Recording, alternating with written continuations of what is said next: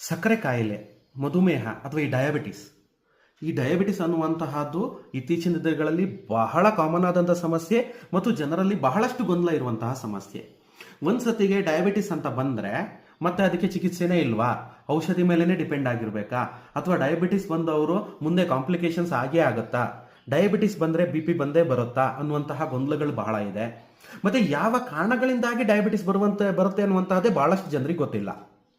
ಮತ್ತು ಆಯುರ್ವೇದದಲ್ಲಿ ಡಯಾಬಿಟಿಸ್ಗೆ ಸಂಬಂಧಪಟ್ಟಿರುವಂತಹ ಚಿಕಿತ್ಸೆ ಇದೆಯೋ ಇಲ್ವೋ, ಇದ್ರೆ ಯಾವ ರೀತಿಯ ಚಿಕಿತ್ಸೆ ಇದೆ ಡಯಾಬಿಟಿಸ್ಗೆ ಆಯುರ್ವೇದದಲ್ಲಿ ಮನೆಮದ್ದುಗಳೇನಾದರೂ ಇದೆಯಾ ಡಯಾಬಿಟಿಸ್ ಅನ್ನ ಮೇಂಟೈನ್ ಮಾಡೋದಕ್ಕೆ, ಅಥವಾ ಆಯುರ್ವೇದದಲ್ಲಿ ಚಿಕಿತ್ಸೆ ತೆಗೆದುಕೊಂಡ್ರೆ ಡಯಾಬಿಟಿಸ್ ಅನ್ನ ಕಂಪ್ಲೀಟ್ ಆಗಿ ನಿವಾರಣೆ ಮಾಡಬಹುದಾ? ಇತ್ತೀಚಿನ ದಿನಗಳಲ್ಲಿ ನೀವು ಕೇಳಿರ್ಬೋದು ಡಯಾಬಿಟಿಕ್ ರಿವರ್ಸಲ್ ಅಂತ. ಆ ಡಯಾಬಿಟಿಕ್ ರಿವರ್ಸಲ್ ಅಂದ್ರೆ ಏನು, ಅದು ಪರಿಣಾಮಕಾರಿಯಾಗಿ ಕೆಲಸ ಮಾಡುತ್ತಾ, ಅಥವಾ ನಾವು ಒಂದ್ಸತಿಗೆ ಡಯಾಬಿಟಿಕ್ ಟ್ರೀಟ್ಮೆಂಟ್ ಅನ್ನ ತಗೊಂಡು ಶುಗರ್ ಲೆವೆಲ್ ನಾರ್ಮಲಿಗೆ ಬಂದ್ರ ಮೇಲೆ ಏನ್ ಬೇಕಾದ್ರೂ ತಿನ್ಬಹುದಾ, ಏನ್ ಬೇಕಾದ್ರೂ ಮಾಡಬಹುದಾ, ಮತ್ತು ಯಾವ ಜೀವನ ಶೈಲಿಯನ್ನು ಅಳವಡಿಸ್ಕೊಳ್ಬೇಕು ಡಯಾಬಿಟಿಸ್ ಇಂದ ಸಮಸ್ಯೆ ಬರದೇ ಇದ್ದ ಹಾಗೆ ಮಾಡೋದಕ್ಕೆ ಮತ್ತು ಅದರ ಕಾಂಪ್ಲಿಕೇಶನ್ಸ್ ಆಗದೇ ಇದ್ದ ಹಾಗೆ.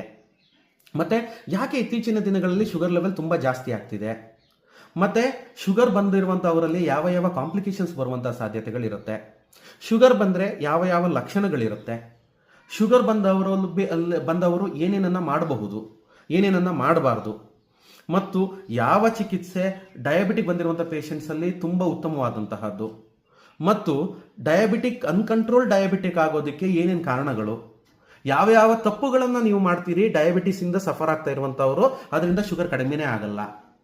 ಮತ್ತು ಬಹಳ ಮುಖ್ಯವಾಗಿ ಶುಗರ್ ಬಂದಿರುವಂತಹ ಪೇಷಂಟ್ಸ್ಗಳಲ್ಲಿ ಒಂದು ಪ್ರಾಬ್ಲಮ್ ಏನಂತಂದ್ರೆ, ಶುಗರ್ ಬಂದಿರುವಂತಹ ಪೇಷಂಟ್ಗಳು ಟೆನ್ಷನ್ನು ಸ್ಟ್ರೆಸ್ ಜಾಸ್ತಿ ಮಾಡ್ಕೊಳ್ಳೋದೇ ಜಾಸ್ತಿ, ಅಯ್ಯೋ ನಂಗೆ ಬಂದ್ಬಿಡ್ತಲ್ಲ ಅಂತ. ಹಾಗಾದ್ರೆ ಡಯಾಬಿಟಿಕ್ ಅನ್ನುವಂಥದ್ದು ಒಂದು ರೋಗನೋ ಅಥವಾ ಒಂದು ಲಕ್ಷಣನೋ? ಹಾಗಾಗಿದ್ರೆ ಅದನ್ನ ಯಾವ ರೀತಿ ಮ್ಯಾನೇಜ್ ಮಾಡೋದು? ಶುಗರ್ ಬಂದಿರೋರು ಭಯಪಟ್ಕೊಂಡು ನಿದ್ದೆ ಮಾಡದೇ ಇರುವಂತಹ ಸಮಸ್ಯೆನಾ, ಅಥವಾ ಡಯಾಬಿಟಿಕ್ ವಾಸಿನೇ ಆಗಲ್ವಾ? ಇವೆಲ್ಲದಕ್ಕೂ ನಿಮಗೆ ಅತಿ ವಿಸ್ತೃತ ರೂಪದಲ್ಲಿ ಡಯಾಬಿಟಿಸ್ ಅಂದ್ರೆ ಏನು, ಹೇಗೆ ಬರುತ್ತೆ, ಲಕ್ಷಣಗಳೇನು, ಕಾರಣಗಳೇನು, ಎಲ್ಲವುದನ್ನು ನಾನು ನನ್ನ ಮುಂದಿನ ವಿಡಿಯೋದಲ್ಲಿ ನಿಮಗೆ ಎಕ್ಸ್ಪ್ಲೇನ್ ಮಾಡ್ತಾ ಬರ್ತೀನಿ.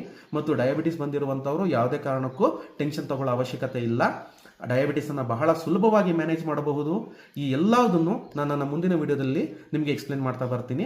ಅದಕ್ಕೋಸ್ಕರವಾಗಿ ಎಲ್ಲರಿಗೂ ಆಯುರ್ವೇದ ಯೂಟ್ಯೂಬ್ ಚಾನಲ್ ಅನ್ನ ಈ ಕೂಡಲೇ ಸಬ್ಸ್ಕ್ರೈಬ್ ಮಾಡಿ, ಬೆಲ್ ಬಟನ್ ಅನ್ನ ಪ್ರೆಸ್ ಮಾಡಿ, ಮತ್ತು ಮ್ಯಾಕ್ಸಿಮಮ್ ನಂಬರ್ ನಿಮ್ಮ ಫ್ರೆಂಡ್ಸ್ಗಳಿಗೆ ಈ ವಿಡಿಯೋವನ್ನು ಶೇರ್ ಮಾಡಿ, ಮತ್ತು ವಿಡಿಯೋಗೋಸ್ಕರ ಕಾಯ್ತಾ ಇರಿ.